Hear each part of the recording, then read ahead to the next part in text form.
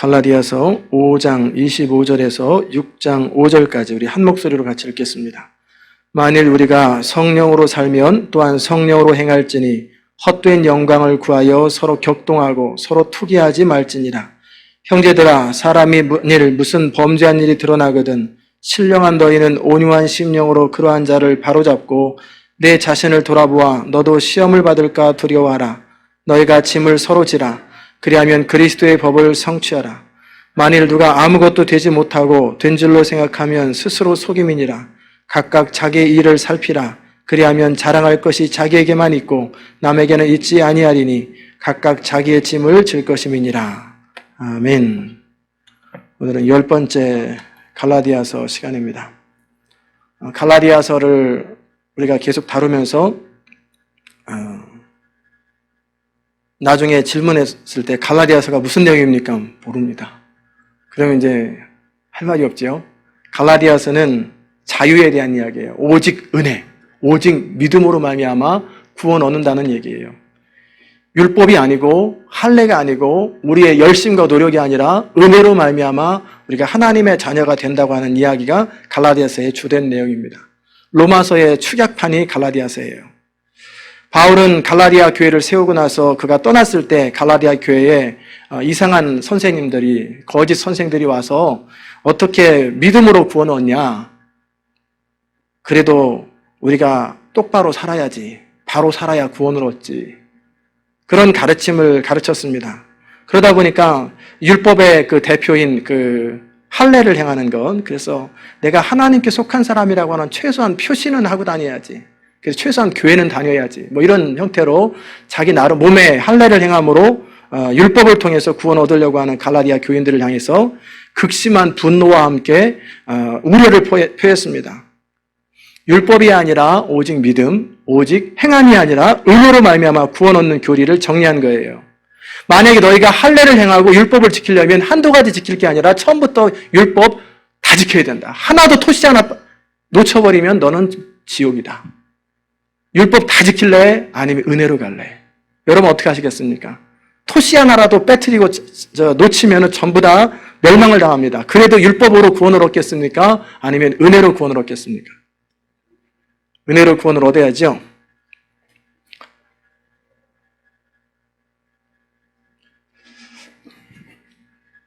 바울이 이스라엘 백성들에게, 그 갈라디아 교인들에게 했던 것이 바로 만약에 할례나 율법을 통해서 구원을 얻으려고 노력한다면 십자가를 모독하는 거다. 구원은 철저하게 은혜다. 율법을 다 지킬 수 없는 것이 인간의 한계이기 때문에 결국은 멸망에 이를 수밖에 없고, 율법을 의지하고 나의 스스로 뭔가를 통해서 구원에 이르려고 하면 결국은 멸망당한다. 그게 바로 그 바울이 갈라디아 교회를 통해서 계속해서 했던 말입니다.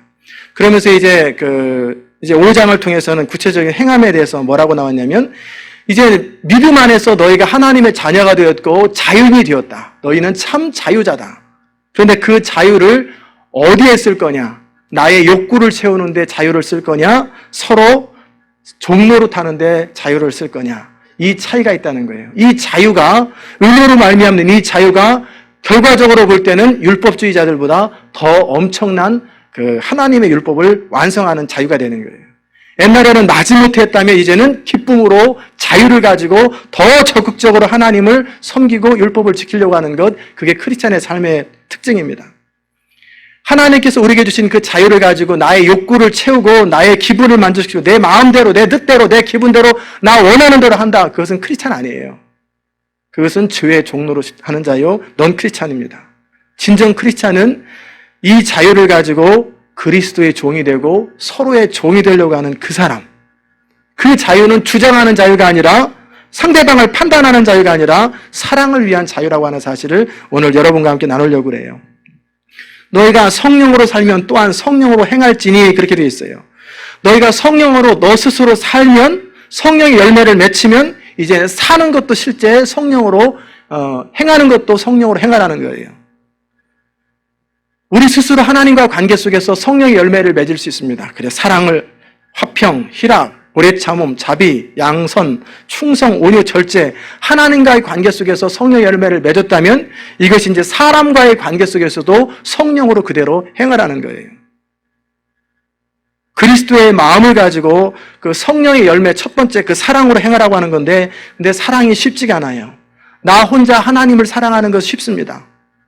수도원에 가서 나 혼자 온실에서 아무도 방해하는 사람 없이 하나님을 사랑하는 것처럼 쉬운 거 없어요.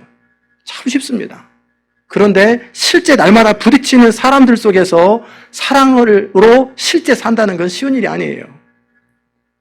사랑은 나의 틀과 문화를 내려놓을 수 있는 것이 사랑입니다. 내 스타일이 꾸겨지는 게 사랑이에요. 나는 내 마이 웨이를 가기를 원하고 내 나름대로의 그 옳다고 생각하는 대로 가기 원하는데, 근데 사랑은 그것을 꾸기는 거예요. 선교사님들이 선교지에 가서 가장 힘든 게 뭐냐면 그 문화의 옷을 입어야 된다는 거예요. 식생활부터 생각하는 패턴, 언어도 배워야 되고 그들과 같은 방식으로 생각하는 패턴이 바뀌어야 돼요. 그렇지 않으면 말은 똑같은 영어를 하는데, 말은 똑같이 스와힐리어를 하는데 사고방식은 완전히 한국 사람이에요. 그 사람은 아프리카 사람으로 대화가 안 돼요. 언어를 쓴다고 되는 게 아니라 생각하는 패턴, 사고하는 패턴이 그들과 똑같아져야 되는 거예요.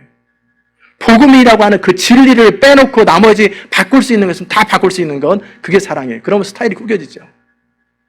내가 복음을 붙들고 하나님의 은혜의 복음을 붙드는 것 빼고는 유대인에게는 유대인처럼, 헬라인에게는 헬라인처럼, 야만인에게는 야만인처럼 되는 것, 그게 사랑이고 그게 크리스찬이에요. 바울이 그것을 참 잘해요. 유태인에게는 자신은 율법을 다 지킬 의무가 없어요. 율법을 넘어선 사람이고 은혜 안에 사는 사람인데 그들과 함께 있을 때는 그들의 전통과 그들의 율법을 그대로 지킵니다. 그것 때문에 구원 얻는다는 건 아니에요. 그러나 그들로 하여금 오해받지 않기 위해서. 바울이 헬라인이 아니에요. 물론 헬라 문화권에서 자랐지만, 그런데 헬라인을 대할 때는 헬라 사람들처럼 행동해요. 그렇다고 이 사람이 이중인격자가 아니고 카멜레온도 아니고 그 사람을 얻기 위해서, 야만인이 아니에요. 이 사람은 젠틀맨이고 신사인데 야만인들 문화에서는 야만인처럼 똑같이 그렇게 사는 거예요. 그들과 행동도 똑같이 해버려요. 왜? 그렇게 해서 한 사람이라도 더 얻을 수 있다면 나는 모든 사람이 되리라. 나는 모든 것을 하리라. 그게 바울의 삶의 철학이에요. 광대가 아닌 광대 노릇을 하는 것. 애기들 기분 맞추려면 어떻게 해야 됩니까? 애기가 돼야 되잖아요. 우르르 깍꾹 하면서 꼭 애기처럼 놀아야 애기가 좋아해요. 근데 애기한테 어른 노릇 딱 하고 무릎 꿇어라, 똑바로 앉아 있어야지, 그러면 깐난 애기가 울어버리죠. 애기랑 친하려면 애기가 돼야 돼요. 그게 인카네이션입니다. 하나님이 인간이 되신 것은 고고하고 거룩하신 하나님께서 높은 곳에서 하나님으로 내려오신 게 아니에요. 인간의 모습으로 인간의 옷을 입고 인간의 문화를 가지고 천한 곳에서 태어나서 인간과 함께 사시면서 인간의 언어를 가지고 인간에게 접근하는 거예요. 이게 사랑이에요. 이게 선교고 이게 하나님의 사람이 하는 거예요. 그러려면 내 스타일 그대로 유지해서 되겠어요? 스타일 꾸겨야죠. 스타일 무너뜨리는 거예요. 내 중심은 그대로 있는 상태에서 스타일을 꾸겨야 돼요. 군대에 있을 때 그 생각이 꼭 나요. 저희 그 추리닝은 빨간 추리닝이었거든요. 분홍색 비슷한 빨간 그 추리닝이었는데, 추리닝을 새 것을 입고 이제 신병 때 이제 그 새 옷을 주잖아요. 그러면 그 옷을 입고 수요일날 되면 전투 체력의 시간이라서 축구를 합니다. 근데 비가 와요. 비가 와서 땅이 흙밭이라 진흙창이에요. 거기서 이 새 옷을 안 버리려고 스타일 안 구기려고 하면은 다쳐요. 그리고 고참한테 나중에 신나게 얻어맞습니다. 왜? 안 뛴다고. 그러면 제일 좋은 건 뭐냐면 저는 그랬어요. 이왕 베린 몸. 그리고 나서 처음에 공차기 전에 한 바퀴 뒹구는 거예요. 땅바닥에 대굴대굴 한 바퀴 구르면 싹 베렸잖아요. 그러면 그때서부터 마음껏 차는 거예요. 이미 구겨진 스타일. 자유롭게 옷 안 버릴 생각 안 하고 이왕 베린 몸. 그래서 확실히 즐기는 거예요, 그 시간을. 그러면 그 시간이 얼마나 재밌는지 몰라요. 선교도 그런 거예요. 크리스찬도 내 폼, 내 스타일, 내 원칙, 내 나름대로 방식을 그대로 유지한 상태로 상대방과 접근하니까 스트레스를 받고 힘들고 부딪히고 갈등하고 계속 그러는 거예요. 그래서 하는 말, 아무도 나를 이해를 못해. 나는 힘들어. 스타일이 안 꾸겨져서 그래. 여전히 내 안에 나가 살아있어서 그래요. 교만함이 여전히 살아있어서 그래요. 구겨버리세요. 스타일이 딱 구겨지면 그다음부터 자유가 생겨요. 내 삶의 패턴을 그대로 유지하고 내가 가지고 있는 가치관을 그대로 가지고 있으면서 상대방에게 접근해서 상대방을 바꾸려고 하는 것은 말이 안 되는 얘기예요. 심하게 표현하면 폭력입니다. 우리가 알아야 될 건 뭐냐면 상대방을 바꾸려면 그 사람이 우리를 받아들이기 전까지는 상대방은 우리 말을 안 들어요. 제자 훈련할 때 중요한 것은 정말 그 사람을 사랑하는 거예요. 변화되기를 거부하는 것이 사람의 본능인데 변화되기 거부하는 사람을 변화시키려고 하는 것이 제자훈련이고 복음이고 말씀인데 그러려면 내 스타일을 꾸기고 나를 죽일 수 있을 때까지 가는 거예요. 그래서 그 사람을 마음속에 문이 열려서 저 사람은 내 친구다. 저 사람은 내 편이다. 라고 하는 것이 느껴질 때까지 그 자리까지 가야 돼요. 상대방은 우리가 중심으로 상대방을 사랑한다고 느끼기 전까지는 우리 말 안 듣습니다. It's okay, good. 그리고 accept 안 해요. 정말 한 사람이 하나님의 사람이 되기를 꿈꾸면서 내가 복음의 비밀을 간직한 그대로 모든 그 외 나머지 스타일이는 싹 구겨져서 그 사람처럼 되면 어떻게 되냐면 사랑이 역사하기 시작해요. 성령으로 살면 또한 성령으로 행할지니 우리가 성령 안에서 살고 있다면 사람들과의 관계 속에서도 성령 안에서 행하라는 거예요. 성령은 자비의 영이에요. 인격의 영이에요. 위로와 긍휼에 풍성하신 영입니다. 우리가 하나님과 관계 속에서 거룩함을 추구하고 완전함을 추구하는 것은 굉장히 좋습니다. 성령의 열매를 맺는 것도 좋고 하나님과 관계 속에서 믿음을 지키는 것 너무 소중합니다. 그러나 사람과의 관계 속에서 사랑이 없다면 이건 아무 의미 없어요. 열매는 안 나타나요. 산을 옮길 만한 믿음이 있고 모든 은사가 있고 능력이 있어도 사랑이 없이는 소리나는 구리와 울리는 꽹과리가 돼요. 시끄럽죠. 소리가 나니까. 우리가 아무리 옳은 이야기, 아무리 진리를 선포해도 상대방은 뭐라고 반응하냐면 당신 말 맞아. 그런데 나 당신 싫어. 마음으로 동의 안 해버려요. 당신 잘났어. 그대로 열심히 살아. 받아들이지 않습니다. 그러기에 우리의 말, 우리의 복음의 진리가 상대방에게 받아들여지려면 어떻게 되냐면 먼저 상대방이 우리 자신을 받아들여야 돼요. 커뮤니케이션에서 논리적으로 설득하는 것, 우리의 말은 실질적으로 10%, 15%밖에 안 돼요. 그 사람이 우리에 대해서 호감을 가지고 있는 게 40%고요. 그 다음에 우리의 감정, 그냥 느낌이 좋아야 돼요. 그 사람에 대해서. 느낌이 좋고 호감이 가야 그게 80%예요. 그러면 무슨 말 하는지 안 들어도 그냥 무조건 오케이. 그럼 마지막에 이제 쐐기를 박는 마음으로 논리적으로 설득하는 거 필요하죠. 그러나 느낌이 싫어요. 그 사람에 대해서. 나 기분 나빠. 그 사람 왠지 싫어. 그러면 아무리 옳은 얘기해도 그래 너 잘났어. 그래 너 그렇게 살아. 나는 그렇게 살고 싶지 않아. 난 당신처럼 되고 싶지 않아. 마음을 탁 닫아버리는 거예요. 그래서 상대방이 우리를 받아들이도록 하는 것이 중요한데 그러면 상대방이 우리를 받아들이도록 하려면 먼저 해야 될 일이 뭐냐면 우리가 상대방을 받아들여야 돼요. 우리가 상대방을 있는 그대로 받아들이고 마음으로부터 받아들이기 전까지는 상대방도 안 받아들여요. 아무리 근사하게 말하고 사랑이 넘치는 표정을 짓고 그렇게 상대방을 대한다 할지라도 우리 중심에서 그 사람을 무시하는 마음이 있으면 어떻게 하는지 다 알아요. 그 사람이 다 느껴요. 오히려 우리를 위선자로 바라봅니다.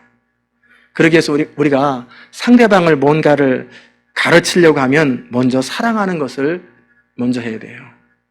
뭔가 이야기에서 변화시키려고 하는 걸 멈추고 일단 있는 그대로 상대방을 받아들이고 사랑하는 거예요. 우리가 중심으로 상대방을 사랑하면 상대방은 그때서부터 우리 말을 듣기 시작해요. 그리고 우리의 말은 위력을 발휘합니다. 이게 영향력이에요.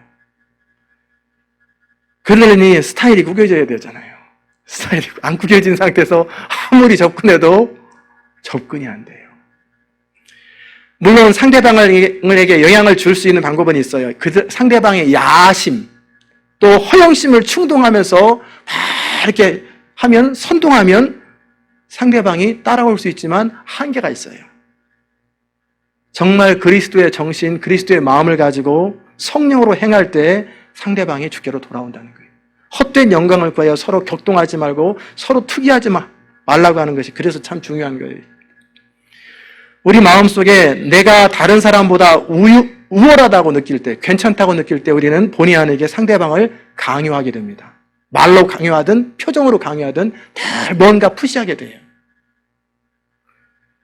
상대방에게 내가 누구인가를 자꾸 인식시키려고 하고 상대방이 반면에 나보다 우월하다고 생각할 때는 열등감과 함께 투기하는 마음이 생겨요. 이 모든 것이 어디서 출발합니까? 헛된 영광에서 출발하는 거예요. 진정 그리스도의 영광보다는 자기 영광을 추구하기 때문에 그러는 거예요. 내가 전하는 복음, 내가 하는 스타일, 내가 뭔가 낫다라고 느끼는 배후에 뭐가 있냐면 교만이 항상 있는 거예요. 정말 성령으로 행하는 사람은 늘 자신을 보면 무력감과 무가치성을 느끼는 거예요. 늘 성령께 복종하고 무릎을 꿇습니다. 그리고 상대방을 귀하게 여기고 상대방의 가치를 인정하는 거예요. 판단하지 않고 정죄하지 않습니다. 상대방을 주눅들게 하지 않아요. 상대방에게 나를 인정받으려고 하지 않아요. 인간관계의 중요한 원리는 뭐냐면 상대방을 인간으로서 존중하는 거예요. 나는 당신보다 더 낫소. 그래서 내가 당신한테 뭔가 나은 것을 보여주려 하오. 그래, 당신은 나보다 낫소. 그래서 분하오. 이런 마음은 인간관계의 독이에요. 그냥 당신은 당신 자신으로서 소중한 존재입니다. 당신은 하나님의 형상으로 지음받았고 또 그리스도께서 당신을 위해서 죽어주셨으므로 당신을 섬기는 것은 나의 특권이자 기쁨입니다. 이런 마음가짐을 가지고 상대방을 대할 때 상대의 마음의 문이 열리게 되죠. 로널드 레이건 대통령 여러분 아시죠? 영화배우였는데 그 대통령 2번 하신 분. 그분은 많은 사람에게 사랑을 받았어요. 그는 모든 만나는 사람, 처음 만나는 사람이라 할지라도 친밀감을 느끼게 해줬어요.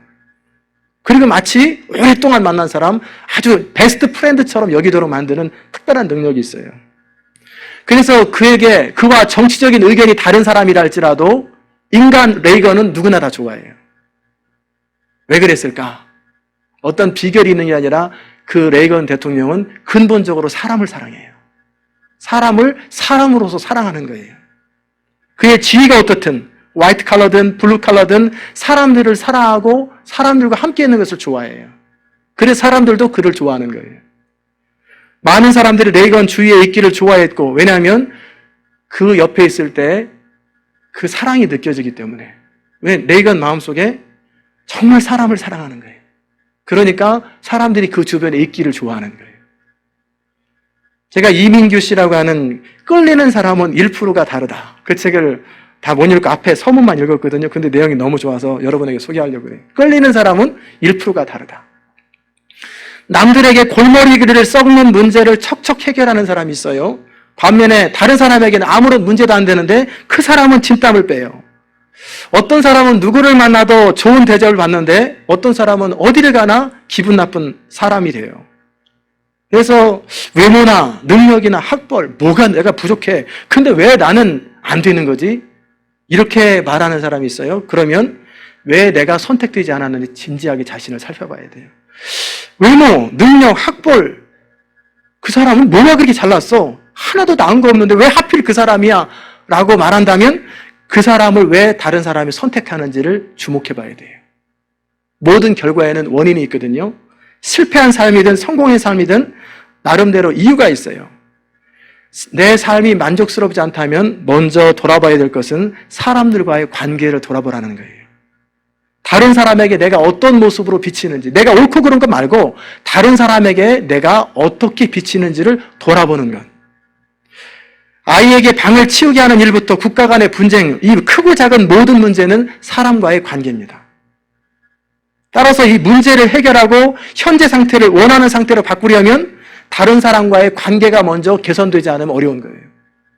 성공하는 사람 뒤에는 반드시 협조하는 사람이 있어요.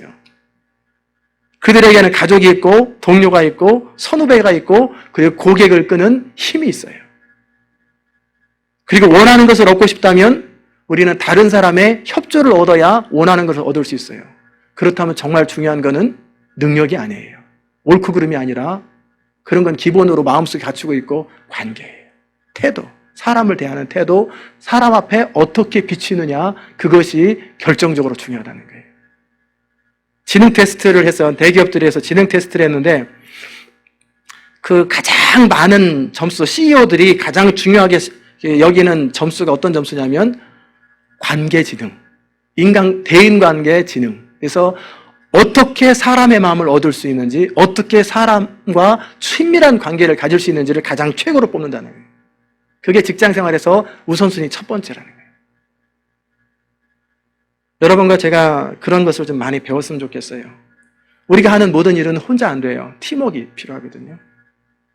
서로 사랑하고 받아주는 팀일 때는 무슨 일이든지 쉽게 할 수 있어요.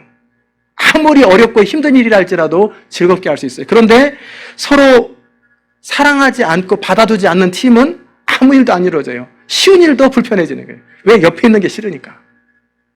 그래서 좋은 관계를 맺기 위해서 기억해야 될 원리가 몇 가지가 있는데 한 5가지를 짧게 여러분에게 말씀드리려고 해요. 첫째는 존경심이에요. 존경심. 그의 능력이나 자격이나 어떤 조건이 아니라 있는 그대로 인간으로서 존중하는 거예요. 우리 마음에 상대방을 무시하는 마음을 가지고 있으면 아무리 칭찬을 해도 상대방은 받아들이지 않는다는 거예요. 존경심. 두 번째는 공유 경험. 함께 시간을 같이 보내는 거예요. 처음부터 모든 사람을 다 알 수는 없잖아요. 그러니까 함께 그 사람과 시간을 가지면서 관계를 쌓아갈 때 그것이 굉장한 관계에 중요하다는 거예요. 세 번째는 진실이에요. 그 사람과 내 안에 진실함이 있어야 돼요. 사랑받는 것보다 더 중요한 것은 그 사람은 진실한 사람이라고 인정받는 것이 더 중요하다는 거예요. 네 번째는 뭐냐면 상호이익. 일방적인 관계는 지속되지 않습니다. 일방적으로 계속 받기만 하고 일방적으로 주기만 하면 안 돼요. 기브 앤 테크가 있어야 돼요. 내가 뭔가를 주면 뭔가를 받고 주고받는 관계가 될 때 그 관계는 계속돼요. 그냥 일방적으로만 계속 주면 어느 순간에 깨집니다. 그 다음에 5번째는 서로 즐기는 거예요. 두 사람이 함께 있는 것이 즐거운 것. 그러면 아무리 힘든 것도 할 수 있지요. 근데 함께 있는 것이 불편하면 아무리 좋은 것도 하기 어려워요. 이 5가지.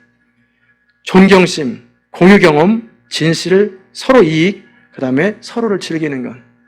이게 인간관계의 핵심인데 그 핵심 배후에 뭐가 있냐면 사랑이 있어요. 사랑이 전제가 되기 때문에 그 모든 일이 가능한 거예요. 그 마음에 사랑이 없으면 좋은 인간관계는 어렵습니다. 사랑은 사람을 이용하지 않아요. 바울 사도께서 뭐라고 얘기하냐면 서로 짐을 지라. 서로 책임을 같이 져주라. 또 그렇게 얘기하잖아요. 아름다운 공동체, 아름다운 인간관계를 맺기 위해서 중요한 것은 서로 짐을 져주는 거예요. 여기서 서로라는 단어가 참 중요합니다. 어떤 사람은 혼자 내가 십자가를 내가지고 혼자 짐을 지고 가려고 그래요. 그래서 모든 어려운 것, 힘든 것은 내가 혼자 하겠습니다. 내가 다 알아서 하겠습니다. 그것은 짐을 서로 지는 게 아니라 금욕주의예요. 자기 혼자 십자가를 다 지겠다는 거예요. 그러면 사람들이 인정할 것 같지만 잘해라, 잘해봐라. 그리고 내버려둬요. 우리 스스로 짐을 지는 게 아니라 네 짐을 여호와께 맡겨버리고 그리스도께서 짐을 져주시는 걸 믿고 우리는 각자 자기 짐을 져야 돼요. 남의 인생까지 짐을 지면 둘 다 무너집니다. 왜냐하면 상대방 짐까지 다 지다 보면 어느 순간 지치게 되지요. 그 다음 원망이 쏟아져 나오고 불평의 말이 나오고 결국 상대방을 해치게 되는 말이 나옵니다. 내 짐만 지는 거예요. 그런데 서로 짐을 지라는 건 뭐냐면 내가 상대방의 모든 짐을 다 져주는 것이 아니라 한 팀으로서 서로가 아플 때, 어려울 때 함께 해주는 거예요. 함께. 그때 그리스도의 법이 성취되죠. 자기 희생을 무릅쓰는 영적인 과시 행동. 그래서 내가 모든 짐을 다 지는 게 아니라 서로 사랑으로 짐을 져주는 것.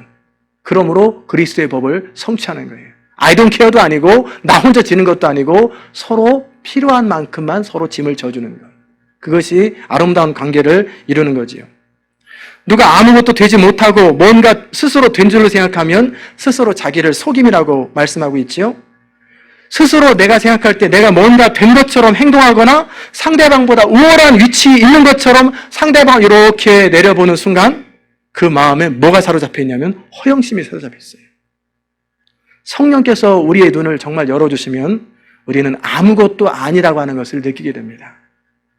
우리가 진정 겸손한 마음을 가질 때 우리는 우쭐거릴 수 없어요.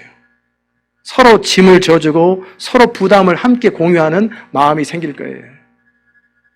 사람은 어느 조직이나 어느 단체에 갔을 때 내가 항상 도움만 받는 것도 처음엔 좋지만 부담스러워요.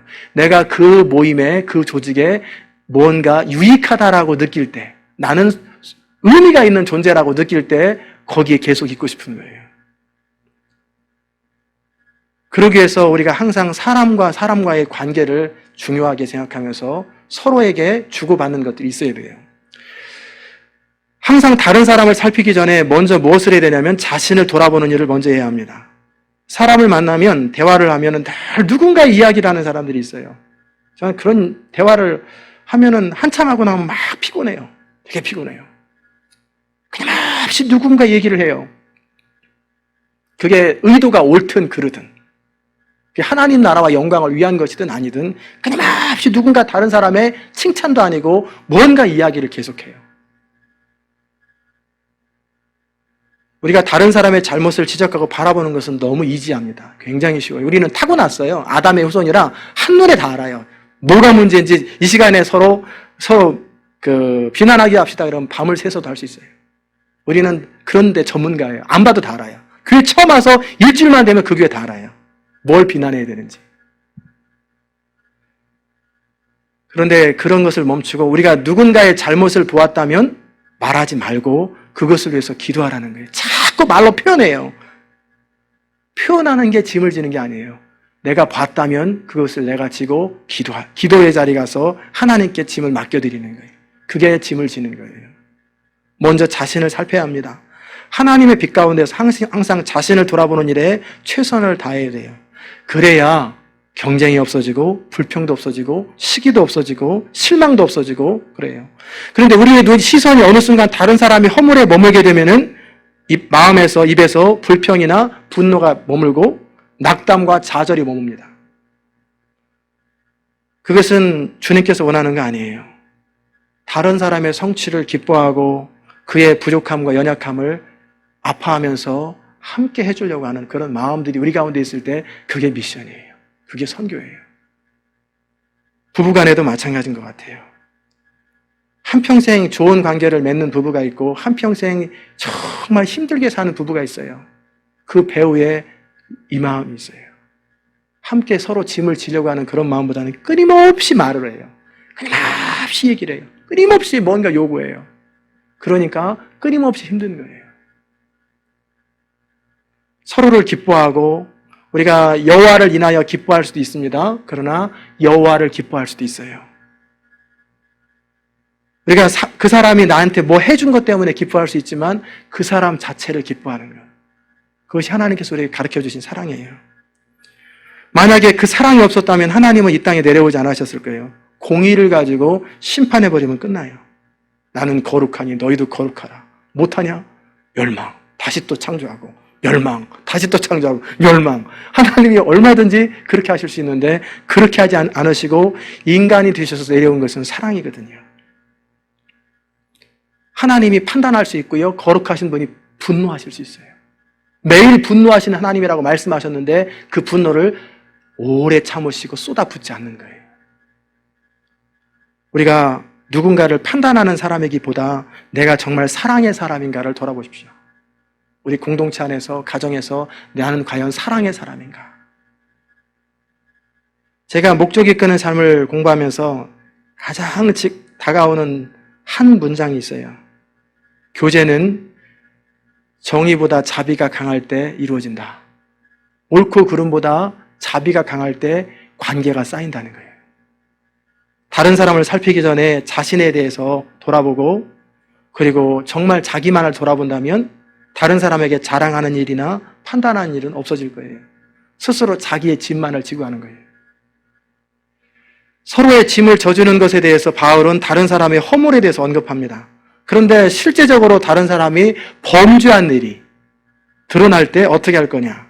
그럴 때 신령한 너희는 온유한 심령으로 그러한 자를 바로잡고 내 자신을 돌아보아 너도 시험을 받을까 두려워하라. 형제의 범죄한 일이 교회 안에서 드러날 적에 모르는 척하고 무시하지 말고 바로 잡으라는 거예요. 그 일을 다른 사람에게 고해가지고 그 사람에 대해서 수근수근하고 그 사람 이런 일 했대, 이런 일 했대. 그러지 말고 목사님한테 쭈르륵 가서 목사님, 어느 집사 그렇게 했대요. 이러지 말고 온유한 심령으로 바로 잡아라. 근데 누가 바로 잡으라고 그랬어요? 신령한 자가. 신령한 자는 충만하고 장성한 자예요. 영적으로 신령하지 못한 사람, 충만하지 못한 사람은 그 사람 바로 잡다가 같이 물들어 버려요. 아니면은 그 사람 때문에 시험 들어가지고 낙담돼 버려요. 그리고 싸움이 일어나요. 그냥 장성한 자, 내가 충분히 모든 것을 컨트롤할 수 있고 하나님의 은혜 가운데 있는 그 사람이 다른 사람의 허물을 바로잡는 거예요.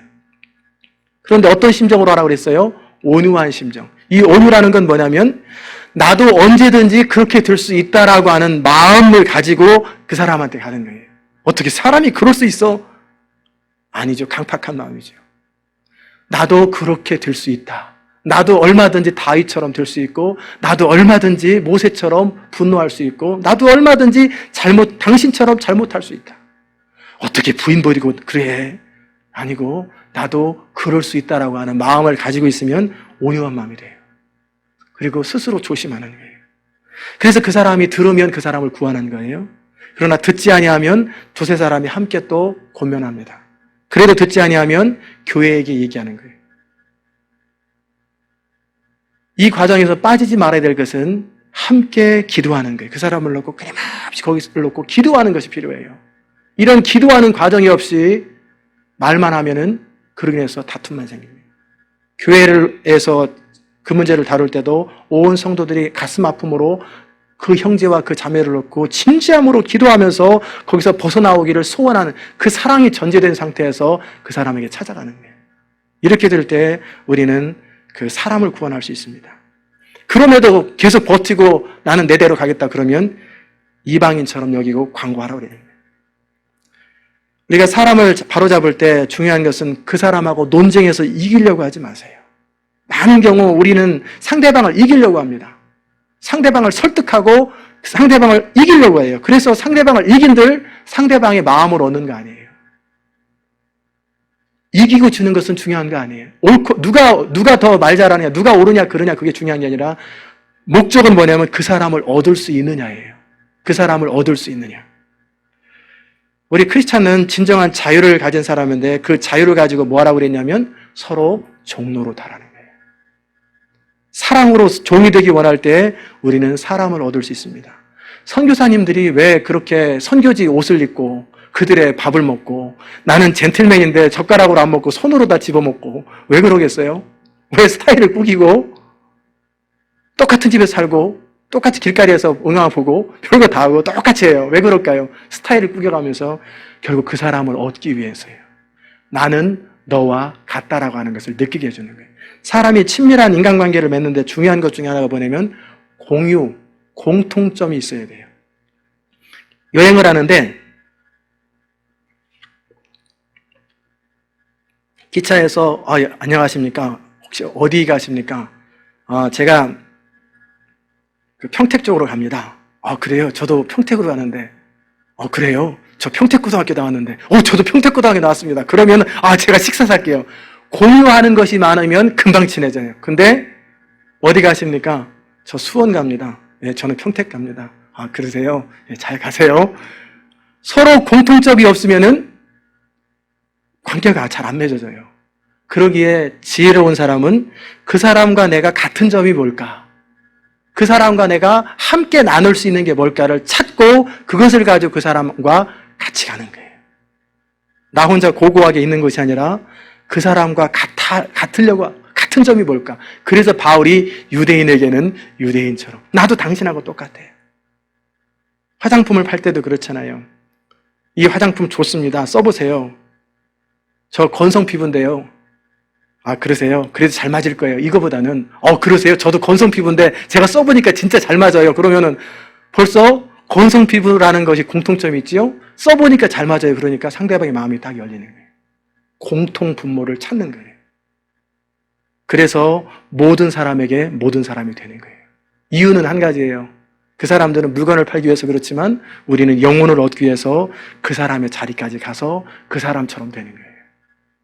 그래서 한 사람이라도 얻을 수 있다면, 아무리 태산 같은 믿음이 있고 우리가 아무리 많은 일을 하고 수고로 한다 할지라도 결국 사람을 얻지 못하면 우리는 헛수고한 거예요. 우리가 하는 일이 뭐예요? 사람 얻는 일이잖아요. 사람을 주께로 돌아오게 하는 일, 그 사람을 헌신하게 하는 일, 그게 우리 일인데 많은 수고를 했는데 결국 사람이 옆에 안 남아 있어요. 그러면 그는 실패한 거예요. 저는 간절히 원하기는 여러분과 제가 사람을 얻는 사람이 되었으면 좋겠어요. 저도 계속 배워갑니다. 제가 원래 스타일이 원칙 중심이고 옳고 그름이 강해요. 그런데 그러다 보니까 목적이 이끄는 삶에서 뭐라 그러냐면, 교제는 자비가 정의보다 강할 때 생긴다. 그 한마디가 제 인생을 바꾸는 거예요. 계속 관계를 잘 맺으려면 옳고 그름은 내가 혼자 갖고 있는 거예요. 그러나 자비한 마음, 그 사람을 긍휼히 여기는 마음, 그 사람 편에 서주려고 하는 마음. 그래서 그리스도인은 세 가지 의무가 있어요. 첫째는 뭐냐면 이해하는 거예요. 이건 용납입니다. 있는 그대로 그 사람을 용납해 주는 거예요. 두 번째는 그렇게 용납하면 그 사람이 우리로 말미암아 자유를 얻어요. 내가 아무런 꺼리낌 없이, 아무런 부담 없이 내 마음을 다 털어놓고 자유를 느낄 수 있는 사람이 있으면 좋지요. 그게 용납이에요. 두 번째 해야 될 일은 뭐냐면 용서예요. 그리스도께서 나를 용서하듯이 나도 누군가를 용서하는 것. 셋째는 한 걸음 더 나가서 사랑하는 거예요. 그리스도께 받았던 그 사랑 그대로 전달하는 거예요. 하나님께서 저에게 늘 하셨던 말씀은 뭐냐면, 내가 너에게 사랑을 베풀은 것처럼 내가 너한테 하는 그대로 사람들에게 해라.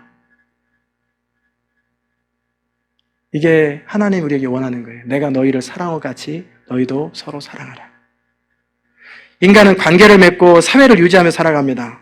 그렇기 때문에 우리 모두에게는 공통적인 욕구가 있어요. 그 욕구가 뭐냐면 세 가지 공통적인 욕구가 있는데, 누군가 나를 이해해 줬으면 좋겠다. 여러분도 그렇지요? 남편이 나를 이해해 줬으면, 아내가 나를 이해해 줬으면, 내 이웃이, 내 목사님이, 내 성도가 나를 이해해 줬으면 좋겠다. 그런 마음이 누구에게나 있어요. 두 번째는 믿어주기 바라는 마음이 있어요. 내가 하는 말을 무엇이든지 상대방이 좀 믿어줬으면 좋겠다. 불신당하는 것처럼 그렇게 하는 건 없잖아요. 내 진실을 믿어주고 받아줬으면 참 좋겠다. 그 마음이 누구에게나 있어요. 세 번째 욕구는 뭐냐면 덮어주길 바라는 마음이 있어요. 잘못한 거 나도 알아요. 용서해주고 받아주기를 바라는 마음, 나의 실수를 용서해주고 덮어주기 바라는 마음들이 우리 안에 있어요. 비난 없이 비밀이 지켜졌으면 좋겠다라는 그 마음이 있는 거예요. 그런데 오늘 이 저녁에 우리가 꼭 기억하고 돌아가야 될 것은, 그렇게 대접받기 원하면 우리가 남을 그렇게 대접하라는 거예요. 그렇게 받기를 원하면 우리가 그대로 하라는 거예요. 우리는 반드시 심은 대로 거둡니다. 하나님은 공평하고 공의로우셔서 심지 않은 것을 거두지 않게 하십니다. 우리가 정말 좋은 관계를 맺기 원하면 우리가 좋은 사람이 되어야 돼요. 상대방을 이해하고 믿어주고 덮어주면 우리도 어느 순간에 이해받고 신뢰받고 그리고 내 허물을 덮어주는 사람들을 만나게 되는 거예요. 그럴 때 우리는 행복한 공동체, 행복한 인생을 맞이하는 거예요. 상대방이 먼저 나한테 해줬으면 좋겠다 바라면 우리는 평생에 그 행복을 누릴 수 없습니다. 내가 먼저 시도하면 반드시 언젠가는 되돌려받게 되어 있어요. 그럴 때 우리의 공동체나 우리의 가정이나 우리의 인생은 행복하게 될 것입니다. 이 저녁에 참여하신 여러분 모두에게 그 축복이 넘치시기를 주의 이름으로 축원합니다. 기도하십시다. 은혜로우신 하나님 감사합니다. 갈라디아서를 통해서 우리에게 사랑하라고, 우리에게 주신 그 자유, 우리에게 주신 그 영광과 특권을 서로 종노릇하는데 쓰라고 말씀하신 그 주님의 음성을 듣습니다. 서로 허영심을 가지고 헛된 영광을 위하여 서로 격동하고 투기하지 말게 하시고, 사람이 무슨 범죄한 일이 있다 할지라도 온유한 심령으로 그러한 자를 바로잡고 우리 자신을 돌아보아 주의하며 서로 짐을 지어주고, 그리고 자기 일을 살피고 그리고 하나님 앞에서 각자의 짐을 질 수 있도록 은혜 베풀어 주옵소서. 이해받기 원할진대 이해하게 하여 주옵소서. 신뢰받기 원할진대 신뢰하게 하여 주옵소서. 그리고 덮어주기 원할진대 우리가 덮어주는 사람 되게 하여 주옵소서. 하나님이 인간이 되셔서 이 땅에 내려오실 때 사랑이 없은들 어떻게 내려오셨겠습니까? 하나님, 우리가 그렇게 주님의 마음을 본받아 살게 하여 주옵소서. 어떤 사람들은 오지에, 충동에, 정말 말도 안 통하고 문화도 안 통하고 모든 것이 낯설고 죽어가면서도 그들의 친구가 되려고 5년 동안을 그들과 함께 살면서 복음 한마디 전하지 못하고 그들의 친구가 되려고 그렇게 애쓰는 그 마음이 우리 가운데 있게 하여 주옵소서. 우리가 모든 사람에게 친구가 되어주고 우리가 모든 사람을 받아줄 때 그 사람의 마음을 얻게 되고 우리가 그토록 사랑하고 소중히 여기는 복음이 전달될 수 있사오니 우리가 사랑의 사람이 되게 하여 주옵소서. 감사드리며 예수 그리스도의 귀하신 이름으로 기도드리옵나이다. 아멘.